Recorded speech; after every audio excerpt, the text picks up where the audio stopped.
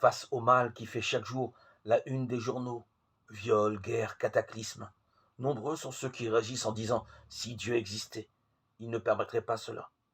Or Dieu, lui qui est sans idée du mal et qui n'est qu'amour, n'accepte pas ce mal.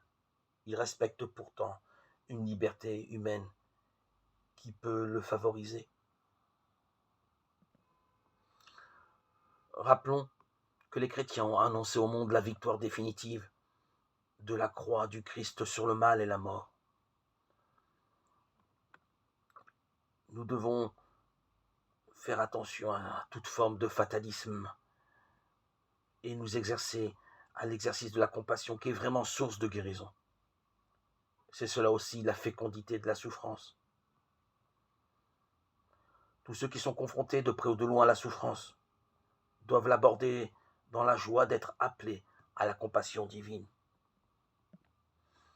Il nous faudrait approfondir cette étude sur la notion de compassion, notion en général assez floue, d'autant plus qu'on la comprend mal.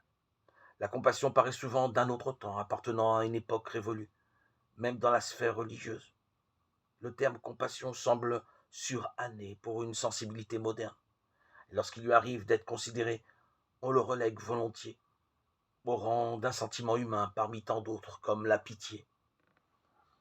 La compassion n'est pas plus que cela, elle est tout à fait autre que cela, car elle concerne essentiellement Dieu, et plus précisément Dieu, quand il se penche activement sur la misère humaine.